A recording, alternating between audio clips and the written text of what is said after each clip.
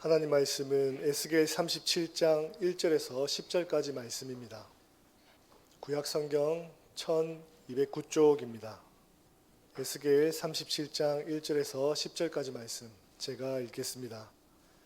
여호와께서 권능으로 내게 임재하시고 그의 영으로 나를 데리고 가서 골짜기 가운데 두셨는데 거기 뼈가 가득하더라. 나를 그 뼈 사방으로 지나가게 하시기로 본즉 그 골짜기 지면에 뼈가 심이 많고 아주 말랐더라. 그가 내게 이르시되 인자야 이 뼈들이 능히 살 수 있겠느냐 하시기로 내가 대답하되 주 여호와여 주께서 아시나이다. 또 내게 이르시되 너는 이 모든 뼈에게 대언하여 이르기를 너희 마른 뼈들아 여호와의 말씀을 들을지어다. 주 여호와께서 이 뼈들에게 이같이 말씀하시기를 내가 생기를 너희에게 들어가게 하리니 너희가 살아나리라. 너희 위에 힘줄을 두고 살을 입히고 가죽으로 덮고 너희 속에 생기를 넣으리니 너희가 살아나리라. 또 내가 여호와인 줄 너희가 알리라 하셨다 하라. 이에 내가 명령을 따라 대언하니 대언할 때에 소리가 나고 움직이며 이 뼈 저 뼈가 들어맞아 뼈들이 서로 연결되더라. 내가 또 보니 그 뼈에 힘줄이 생기고 살이 오르며 그 위에 가죽이 덮이나 그 속에 생기는 없더라. 또 내게 이르시되 인자야 너는 생기를 향하여 대언하라. 생기에게 대언하여 이르기를 주 여호와께서 이같이 말씀하시기를 생기야 사방에서부터 와서 이 죽음을 당한 자에게 불어서 살아나게 하라 하셨다 하라. 이에 내가 그 명령대로 대언하였더니 생기가 그들에게 들어가매 그들이 곧 살아나서 일어나 서는데 극히 큰 군대더라.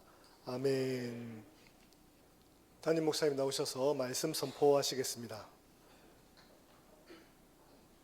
오늘은 3월 마지막 주일이고 교회력으로는 사순절 5번째 주일입니다. 이 시간에 교회력으로 주신 말씀인 에스겔 37장에서 말씀을 봉독을 했는데 이 말씀을 중심으로 해서 사순절의 신앙 그의 영으로 라는 제목으로 설교 말씀을 드리겠습니다. 오늘 본문이 있는 에스겔서를 기록한 예언자는 에스겔이죠. 에스겔은 그 바벨론 느부갓네살 왕에 의해서 남왕국 유다가 망해서 여호야긴 왕과 왕족들 귀족들이 그 포로로 잡혀갈 때에 포로로 잡혀가서 포로가 된 유대 백성들을 위해서 예언을 한 예언자입니다. 근데 우리가 성경에 나오는 예언자들이 우리가 읽기에는 구분이 안 되는데 사실은 예언자들이 상당히 그 지위라고 그럴까 사는 거라고 그럴까 지식이나 이런 것에 차이가 상당히 많이 있었습니다. 근데 그 중에 이 에스겔은 제사장 가문이고 귀족 출신의 아주 엘리트였습니다.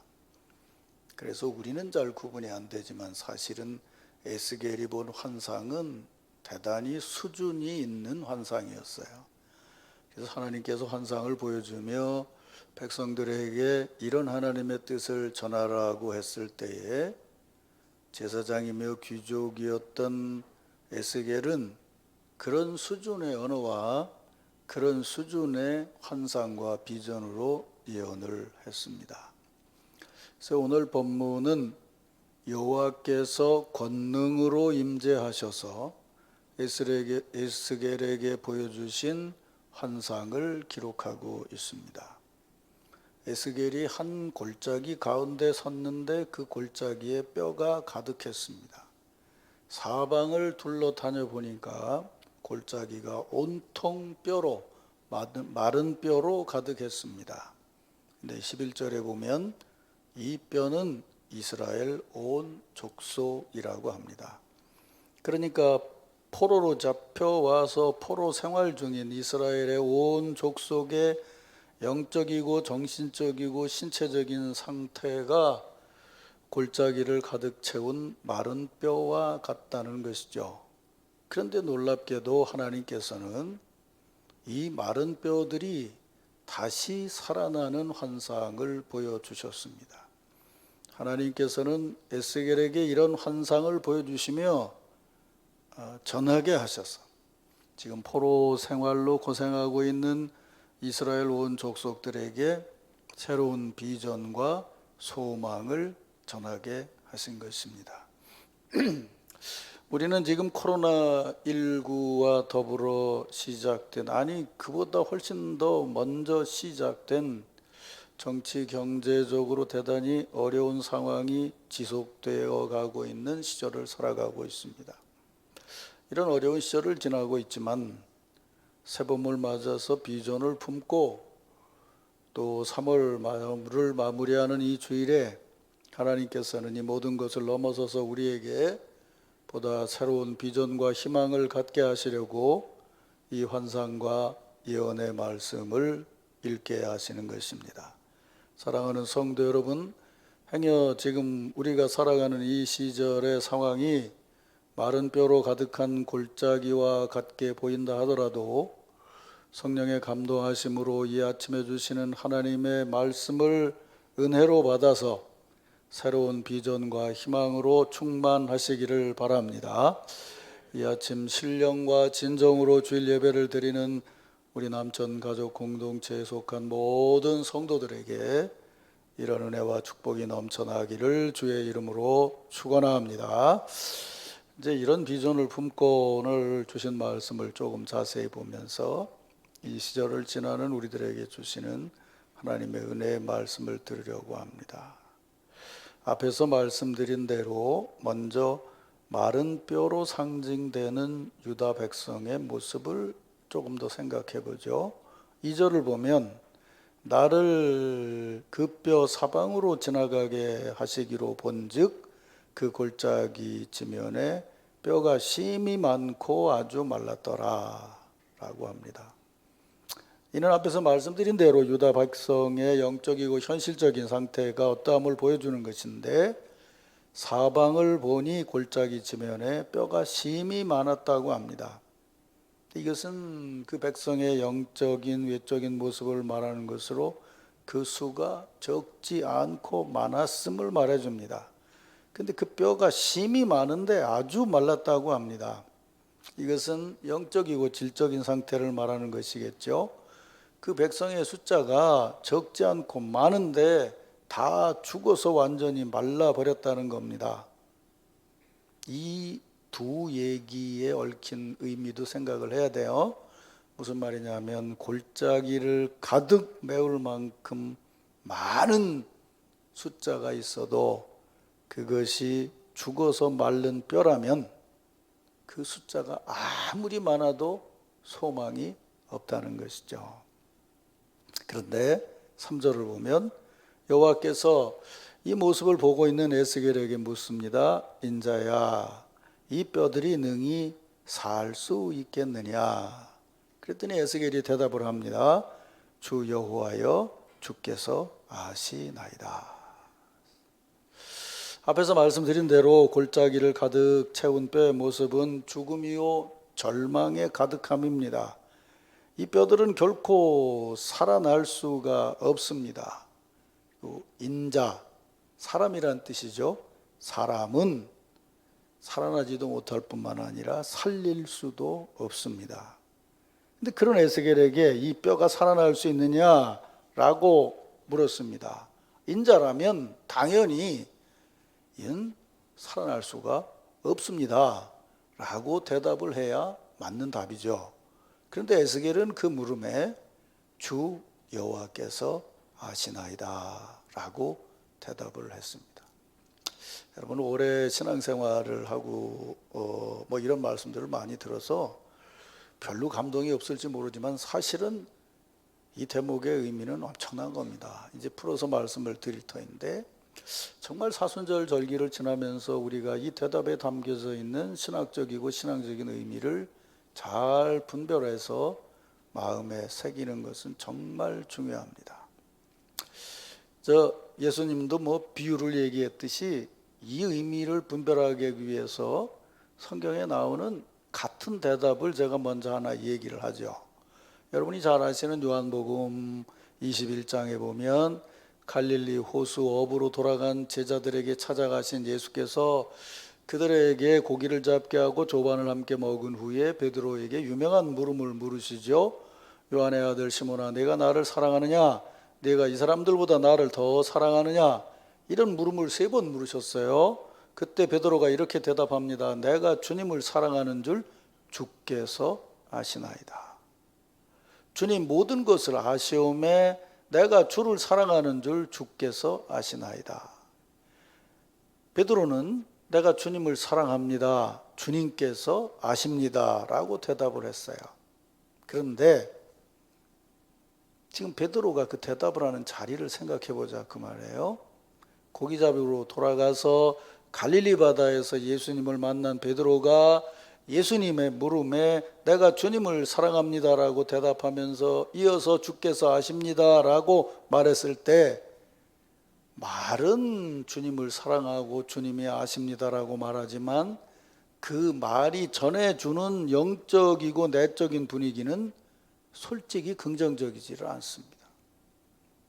도망 안 가고 십자가 밑에 있으면서 네가 나를 사랑하냐라고 하는데 제가 주님을 사랑합니다. 주님이 아십니다. 그러면 그래 너 하는 걸 보니 내가 알겠다라고 말할 수 있겠지만 솔직히 이 대답은 제 입으로 대답하기 뭐하니까 주님이 알아서 생각하십시오 라고 회피하는 대답으로밖에 들리지를 않습니다.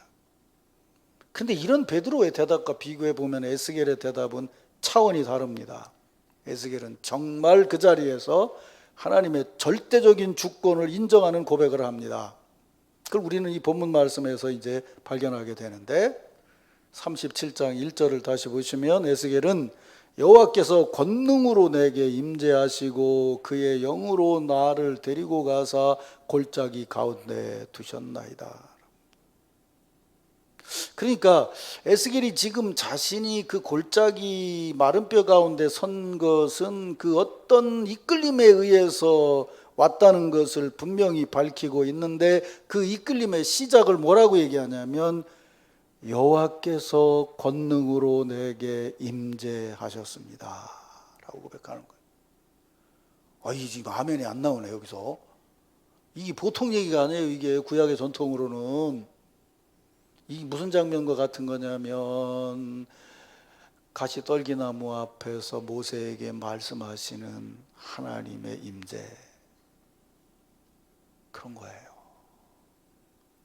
내 생각을 넘어선 하나님의 능력으로 그분이 지금 내 앞에 와서 서셨다는 거예요. 그건 바꿔 말하면 무슨 얘기냐면 우리 편에서는 예배의 임재인 거예요. 그러니까 하나님께서 지금 골짜기로 이끌어 가실 때 그냥 가자 그래서 간 게 아니고 이미 그 비전 중이지만은 뭐 이사야 비전도 생각해 보시면 아시겠지만 보좌에 앉으신 주님 얘기를 하잖아요. 여기서 지금 그런 장면인 거예요.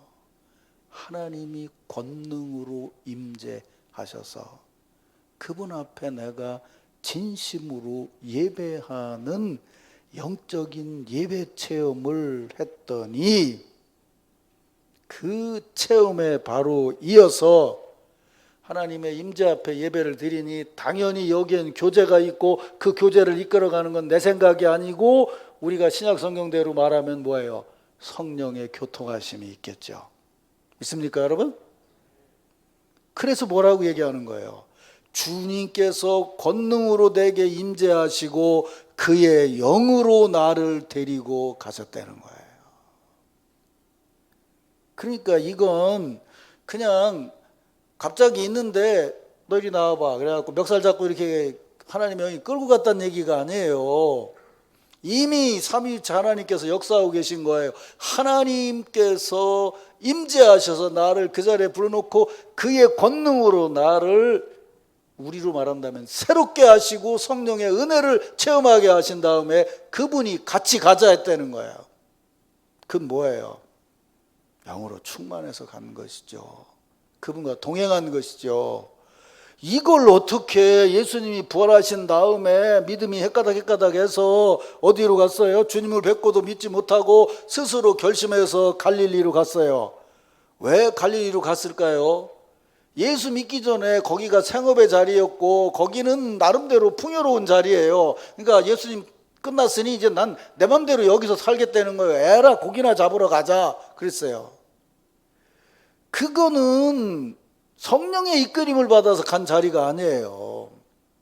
제자들을 불쌍히 여기시고 사랑하셔서 그 자리에 주님께서 함께 하신 것이죠. 그래서 내가 나를 사랑하느냐라고 물을 때 그 말은 물은 게 아니고요. 이 얘기에 내가 너를 지금 이렇게 사랑하고 있다 너 아냐?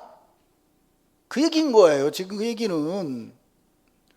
베드로는 갈릴리 바다에서 예수님 앞에 주께서 아십니다라고 얘기를 했는데 그거는 지금 그의 생각은 어디가 있냐면 여기서 이제 그나마 고기나 잡고 남은 생애나 살아야 되겠다. 그래도 이게 조금 더 안정되지 않겠느냐라고 하고 그 자리에 서 있다면 예수님의 물음 앞에 대답하는 그는 그 자리에 선 그 사람이에요. 아닌 척한다면 거짓말하는 거죠. 그러니까 입장 곤란하니까 주께서 아십니다라고 대답한 거죠. 근데 그것과 반해서 에스겔은 뭐냐면 하나님께서 자기에게 오셔서 임재하셔서 그 권능이 자기에게 임재하는 것을 체험하는 예배를 드렸어요. 두렵고 떨리는 마음으로 그분 앞에 섰어요. 그랬더니 그분이 나를 이끌고 가시는 거예요. 이끌고 가셨는데 가서 보니까 뼈가 가득한 골짜기였다는 거예요. 물어봅시다. 그 뼈를 본 것은 에스겔이 본 거요? 하나님이 보여주신 거요? 둘은 다 하겠지만 무슨 얘기냐면 내 결심, 내 생각, 내 사상, 내 뜻으로 보니까 거기 뼈가 가득한 거요? 아니면 주님의 이끌리심을 받아서 그분이 나를 변화시켜 놓은 안목으로 보니까 뼈가 보인 거예요? 1번, 2번. 학력고사는 통과하겠어요. 이걸 분별하는 것이 정말 중요한 거예요. 착각하지 말아야 돼요. 하나님의 영이 이끌고 가셨는데 뼈가 가득하더라. 순간 우리는 착각해. 더군다나 우리 같이 개인적인 신앙생활을 한 사람은 순간 착각해. 뭐냐? 내가 보니까 거기 뼈가 있더구만 이라고 본다고 생각한다 그 말이에요. 그리고 그걸 보고 내가 판단해서 뭐 뼈가 붙고 뭐가 붙고 뭐가 붙고 얘기를 하지만 아니에요. 그게 중요한 게 아니에요. 뭐예요? 거기 에스겔이 아니래도 이스라엘 백성 포로로 잡혀왔다면 그 다 뼈다구 같은 거 다 알 거다라고 생각하는 절대적인 착각이에요. 이스라엘 백성들이 만약 그걸 볼 수 있는 안목이 있었다면 나라가 망했겠어요? 그 부자로 잘 살고 있을 때 이렇게 살면 망한다고 예언자가 전했을 때 그래 이렇게 부도덕하게 살면 망하는 거지라고 볼 수 있었다면 나라가 망했겠냐고요. 아니에요. 포로로 잡혀간 사람들의 안목으로 보면 그 골짜기가 절대로 뼈다구의 골짜기가 아닐 수도 있어요. 그걸 우리는 어디서 알 수 있는지 아세요? 다니엘서를 읽어보면 알아요. 느부갓네살이 어떻게 했어요? 똑똑한 왕족, 귀족들 중에서 잘생기고 머리 좋고 키우면은 잘 될 사람들을 뽑았어요. 너희는 이리 와라. 내가 주는 거 먹어라. 나하고 같이 살자. 공부 열심히 해라. 여기서 1등급 하면 너는 관리로 등용이 된다. 넌 출세할 수 있다. 내가 가지고 있는 거 모든 거 먹고 살 수 있다. 그 얘기를 들은 이스라엘의 청년들이 이런 하나님의 영의 임재가 없다면 그게 골짜기로 보이겠어요? 아니에요. 이거는 찬스다 말이야. 이 골짜기에 꽃이 피는구나 말이야. 나는 살아날 수 있다. 여기서도 잘 될 수 있다. 내가 이렇게 부르니까 여러분들은 지금 아멘을 안 하지. 다른 때 앞에 빼놓고 여러분은 잘 될 수 있습니다. 그럼 여러분 틀림없이 아멘 했을 거야. 아니에요. 그게 아니에요. 착각하지 마세요. 우리가 신앙인으로 보면서 세상에 이러면 안 되지라고 생각하는 거를 예수 안 믿는 사람도 똑같이 볼 수 있다라고 생각하면 여러분 예수 뭐하러 믿는데? 그건 주님께서 보여주시는 회개의 안목으로 보는 거예요. 아이고 이놈의 세상 그냥 팍 다 터져서 망해버리지 라고 생각할 수 있는데 그래도 주님께서 오셔서 십자가를 지시고 부활하셨으니 여기에는 생명이 있고 은혜가 있고 그 일을 전하는 것은 남들이 뭐라고 얘기해도 우리 교회 공동체다. 이거 세상 사람도 보고 우리도 다 본다고 생각하면 예수 뭐하러 믿을 건데요? 제가 얘기하려는 게 무슨 말씀인지 알아들으시겠죠? 그거예요. 여러분, 우리가 왜 예배를 드리고 왜 찬양을 드리고 그리고 한 주간을 시작하나요? 내가 그냥 열심 내서 교양을 닦으려고 좀 생각을 좀 바꿔보려고 그렇게 생각하는 한은 100번을 예배 드려도 이끌면 끌려가는 거예요. 여러분이 이 자리에 왔어도 여러분을 이 자리로 이끄시는 분은 하나님이심을 믿으시길 바랍니다. 십자가를 볼 때마다 십자가로 우리와 함께 하시는 삼위일체 하나님의 임재를 보시기를 바랍니다. 예배를 드리는 동안 여러분이 하나님의 은혜로 성령의 감동과 교제로 바뀌어져 나가고 있음을 믿으시길 바랍니다. 그 안목으로 예배당을 나가서 볼 때는 이전과 다른 것이 보여야 됩니다. 사랑하는 성도 여러분, 오늘 이 예배의 자리가 먼저 하나님의 임재를 체험하는 권능으로 임재하신 하나님 앞에 신령과 진정으로 예배하는 축복의 자리가 되기를 주의 이름으로 축원합니다.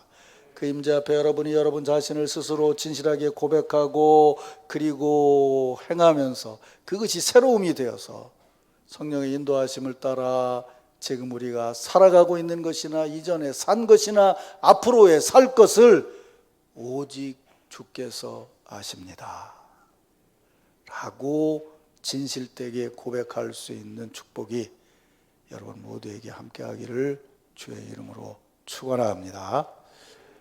지금 들으니까 이 고백이 중요하다는 걸 아시겠죠? 네, 우리 이제 주일 아침이니까 이런 하나님의 임재, 신실한 예배드림, 성령의 감동으로 우리 옆에 있는 분들에게 진심으로 이렇게 축복합시다. 오직 주께서 아십니다. 이렇게 축복하시기 바랍니다. 자, 이런 걸 놓고 그러면 이제 그 다음 이어지는 그 주께서 아십니다. 그러니까 이제 주께서 이제 그 고백을 한 그와 더불어 이제 역사를 이끌어 가죠. 그게 뭐예요? 37장 4절에 보면 내게 이르시되 너는 이 모든 뼈에게 대언하여 이르기를 너희 마른 뼈들아 여호와의 말씀을 들을지어다. 또 5절 6절을 보면 주 여호와께서 이 뼈들에게 이같이 말씀하시기를 내가 생기를 너희에게 들어가게 하리니 너희가 살아나리라. 너희 위에 힘줄을 두고 살을 입히고 가죽을 덮고 너희 속에 생기를 넣으리니 너희가 살아나리라 하셨다 하라. 에스겔이 이 말씀대로 명령하고 선포하니 7절과 8절을 보니 이에 내가 명령을 따라 대언하니 소리가 나고 움직이며 이 뼈 저 뼈가 들어맞고 뼈들이 서로 연결되었고 그 뼈에 힘줄이 생기고 살이 오르며 그 위에 가죽이 덮였더라. 그리고 9절에 보면 생기야 사방에서부터 와서 이 죽은 자들에게 붙어서 살아나게 하라는 하나님의 말씀을 에스겔이 그대로 대언했더니 생기가 그들에게 들어가매 곧 살아나서 일어나서 극히 큰 군대를 이루었다라고. 에스겔이 하나님이 주시는 비전과 말씀대로 그 골짜기를 덮은 마른 뼈들에게 하나님의 말씀을 대언하니 하나님의 말씀대로 그 뼈들이 힘줄이 붙고 살이 붙고 가죽이 덮이고 사람의 몸을 이루고 거기에 생기가 들어가서 살아나서 큰 군대를 이루게 됐다는 거야. 요새 젊은 애들이 이거 보면은 터미네이터가 생각나는 장면인데 참 그로테스크하죠. 그런데 이게 그로테스크한 게 아니고요. 제사장이자 귀족인 에스겔이 본 하나님 창조 역사의 아름다운 비전이에요. 우리가 보는 거하고 다른 거예요. 이런 비전을 아모스 같은 농사꾼은 절대로 볼 수가 없어요. 아모스 같은 사람은 포도나무에 싹이 나고 뭐 이런 걸 보죠. 이거는 성전에서 예배를 드린 제사장이 볼 수 있는 사실은 대단히 수준 있는 예언이에요. 근데 평신도였을 때 읽을 때는 뭐 그 얘기가 그 얘기지 그런데 사실은 그렇지 않아요. 굉장히 차원이 높은 예언이에요. 근데 그쯤 해놓고 자 이제 오늘은 이런 뭐 여러분이 생각하기에는 조금 이거 뭐 그런 것까지 생각을 해요라고 생각할지 모르지만 하여튼 그런 대목을 좀 생각하려고 그래요. 자 골짜기에 막 뼈들이 막 다 널려 있어요. 터미네이터 장면을 생각해봐요. 막 널리는데 갑자기 그 뼈들이 모여지고 살이 막 붙으면서 막 해가지고 몸을 이루고 그다음에 생기가 불어나니까 그게 살아나고 살아난 것들이 탁탁탁탁 모여서 군대가 됐다는 거예요.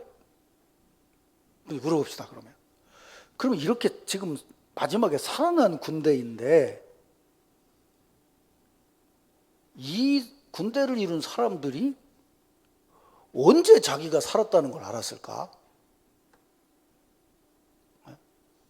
그리고 지금 자기가 살아있음의 자리가 이미 군대의 자리라는 거를 언제 알았을까? 또 군대로 언제 행동하게 됐을까? 갑자기 설교를 또 안 들리게 하느라고 애를 쓰는 것 같죠, 그죠? 이렇게 물어볼게요. 자, 뼈가 모아지고 살이 붙고 가죽이 덮여서 몸을 이루었어요. 몸을 이루었는데 지난주에 말한 것처럼 생기가 들어가지 않으면 육체에 생기를 불어넣어서 사람이 됐다고 그런다면 정확히 몸을 이루었을 때는 아직 산 게 아니죠. 그렇죠? 산 게 아니잖아요. 그러니까 말이 좀 이상한데 자신이 변하고 있는 거를 모르죠. 모르는 게 아니라 그런 걸 생각할 존재조차 없는 거지 지금. 그렇죠? 그러니까 변화를 몰랐을 뿐만 아니라 그런 자신도 없어요 지금. 자신도 없어요. 그럼 언제 자신을 알 수 있는 자리가 됐냐면 딱 들어선 게 뭐냐면 생기를 불어 넣었을 때겠죠. 살아났으니까. 근데 우리가 쉽게 어른 데 나오면 지가 전주 알띠까?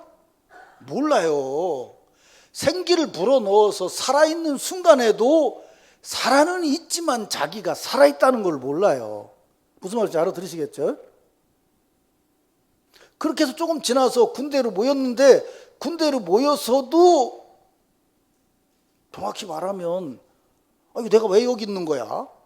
뭐 때문에 여기 우리가 모였지? 아저씨 왜 왔어요? 이럴 수도 있다고요. 그러면 그걸 넘어서서 내가 이렇게 살았고 이렇게 모여서 이렇게 군대가 됐다는 걸 안 때가 언제냐고요. 그것은 하나님의 말씀, 하나님의 처음부터 얘기하면 하나님의 임재를 체험하고 하나님의 은혜로 그곳에 가서 그들이 사람이 되기 전부터 보았고 그리고 그 과정을 말씀으로 전했고 그리고 살아나게 말씀을 전했고 그리고 군대를 이루도록 하나님의 말씀을 대언한 에스겔이 하나님의 말씀에 근거해서 너희는 뼈다귀였는데 주님의 은혜로 살이 붙고 거기에 주님이 생기를 불어넣어줘서 지금 여기 모여서 너희는 하나님의 군대가 되었다라고 말씀으로 선언할 때죠. 그래서 요한복음에 말씀이 계시니라라고 얘기하면서 말씀으로부터 새로운 역사가 시작된다는 것을 전하고 있는 거예요. 제가 앞에서 이런 말 했어요. 세상이 어렵고 힘들어도 기독교인은 이게 뼈다귀 같은 세상이라는 걸 볼 수 있지만 예수를 믿지 않는 사람은 우리와 같이 볼 수 없습니다라고 말했어요. 이리 넘겨서 생각을 해보자고요. 왜 그렇게 볼 수 있나요? 우린 그렇게 살아나서 그런 공동체를 이루고 그런 말씀을 듣고 성령의 감동으로 그런 판단으로 보기 때문이죠. 믿습니까 여러분? 그래서 예배와 기도와 말씀이 중요한 거예요. 예배는 하나님의 임재를 체험하는 것이고 기도는 내 자신의 부족함을 고백하는 것이고 말씀은 우리가 새로워졌음을 정체성을 규정하는 거예요. 제가 젊어서부터 얼마 전까지요 도대체 이 인간이라는 것 하여튼 서점에 가서 인간이라고 된 책은 다 사서 읽어봤어요. 철학이든 무슨 생물학이든 뭐든. 그런데 밖에서 얘기하는 인간은 앞부분이 없어요. 지가 스스로 안 되는 거예요. 근데 좀 유식하게 얘기하면 비트겐슈타인 얘기부터는 뭐냐면요. 언어학자들이 얘기하는 건 어떤 사람도요 그냥 지가 태어나서 지가 그냥 크는 게 없어요. 정글북 보면요 걔가 태어났는데 정글에서 태어나면요 늑대 말을 해요.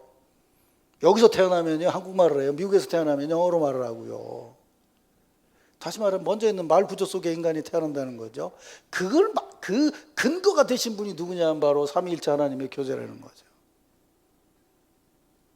그러니까 우리는 딱 잘라서 내가 가서 보고 내가 판단하니 이게 옳다라는 말을 기독교인은 함부로 할 수 있는 게 아니에요. 절대로. 말 그렇게 하기 시작하면 그 사람 기독교인이 아니에요. 지난주에 얘기했죠. 우리는 숨을 쉬어서 살아있는데 도대체 숨이라는 게 어디 있냐? 내 안에 있는 게 아니고 들숨 날숨을 계속해야 살아있는 거죠. 그렇죠? 그럼 숨이 나갔을 때는 숨이 없으니까 죽었냐고요? 아니에요. 호흡을 계속하는 속에서 우리가 살아있는 거예요. 그러니까 나는 이런 존재고 나는 이렇게 안다는 말은 기독교인은 말할 수 없는 거예요. 지금 내가 하나님의 말씀을 의지해서 그 말씀대로 지금 서 있고 행하고 있느냐 여부가 나 자신을 결정하는 거예요. 믿습니까, 여러분? 그래서 매주일 드리는 예배가 소중하고 매주일 주님 은혜 안에 살아가는 것이 소중한 것이죠. 이 시대의 군대가 뭐냐고요? 교회잖아요. 교회는 아는 거예요. 우리는 알아요. 뭘 알아요? 요한복음 2장에 나오는 집사들처럼 물이 어떻게 포도주가 됐는지 그 비밀을 알아요. 뭐예요? 거기다가 뭐 마약 넣었어요? 아니에요. 주께서 선언하셨어요. 믿습니까, 여러분? 이 신앙이 무너지면 기독교는요, 아까 말한 것처럼 움직이긴 해요. 몸은 됐어요. 움직이긴 하고 숨도 쉬어요. 그런데 왜 숨을 쉬고 왜 숨 쉬는 것이 모여서 무슨 목적으로 됐는지를 잊어버리게 된다는 거예요. 그걸 분별하는 것이 뭐냐면 환상이요 비전인 거예요. 근데 오늘 우리가 살아가고 있는 시대는 철저하게 개인주의적이고 자기 이익이고 아까 제가 말씀드린 것처럼 포로로 잡혀가더라도 왕이 주는 음식 먹으면 출세하는 것이고 이렇게 살면서 어떻게든 나라도 살아야 되겠다라고 생각하고 있다는 건데 그런 세상에서 교회 공동체는 그게 아니라는 것을 얘기해야 된다는 것이 사실은 참 힘들죠. 근데 물어볼게요. 그러면 거기 군대 된 사람들은 뼈였을 때 조금 모아져서 살이 붙었을 때 몸을 이루었을 때 생기가 들어왔을 때 몰랐다고 그랬죠. 그죠?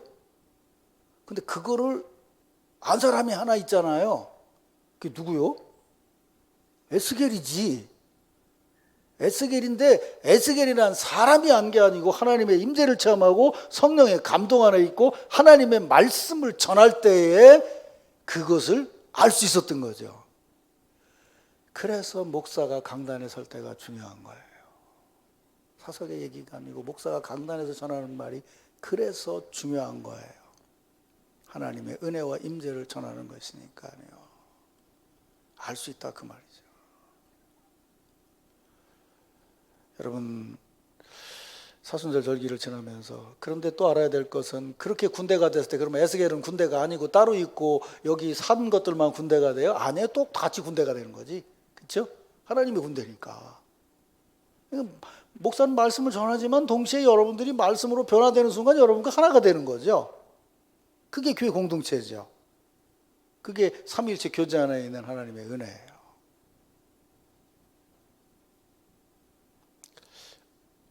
잘 알아들으시죠? 대단들 하셔. 난 이거 지금 몇 년을 연구해갖고 지금 얘기하는 건데. 그래서 조금만 성서를 여러분은 저처럼 이렇게 연구하고 할 여러분 일을 열심히 연구하면 돼요. 나는 내일 연구하지만 제가 여러분들한테 전해주는 것이 여러분들이 신앙의 자리에서 살아 움직임이 되는 것이 중요한 거예요. 그게 중요한 거지. 목사처럼 나도 연구해야 되겠다 그렇게 생각하면 그건 또 곤란해져요. 사실은 그건 머리 빠진 애지니까 헐락 어지를 마셔야 당초 듣고 은혜 받고 그런 거죠. 그래서 교회 공동체가 중요한 거예요. 그리고 공동체 안에서 나를 볼 때가 진짜 나를 보는 거예요. 군대가 됐을 때에 나를 보고 군대 안에서 내가 숨을 쉴 때가 내가 진짜 살아있는 거예요. 믿습니까, 여러분? 이런 말 하면 안 돼요. 요새 교회 다 썩었다. 어디 가니까 누가 그렇고 어디 가니까 누가 그렇고 이런 얘기만 만약 한다고 그러면 그 사람은 다시 한번 생각해 봐야 돼요. 본인 자신이 왜 스스로가 교회 공동체임을 모르고 있냐고요. 그건 이단들이 얼마든지 할 수 있는 일이에요. 교회가 잘못된 걸 봐야죠. 그러나 그 잘못된 것을 보면서 우리 뭐라고 고백할 수 있어요? 주께서 아시나이다. 나를 그렇게 볼 수 있는 신앙이 되게 해주시옵소서라고 말할 때 우리가 진정으로 이 예수님께서 십자가를 지시기까지 걸어가신 사순절 절기를 신앙인답게 걸어갈 수 있는 거예요. 있습니까, 여러분? 설교를 마무리하겠습니다. 여러분은 바른 의미에서 하나님의 군대임을 믿으시길 바랍니다. 그 군대라는 것이 뭐 싸우고 뭐 해갖고 뭐 쳐부신다는 의미보다는 한 공동체를 이루게 하신다는 거예요. 하나님의 뜻을 위해서, 하나님 나라를 위해서요.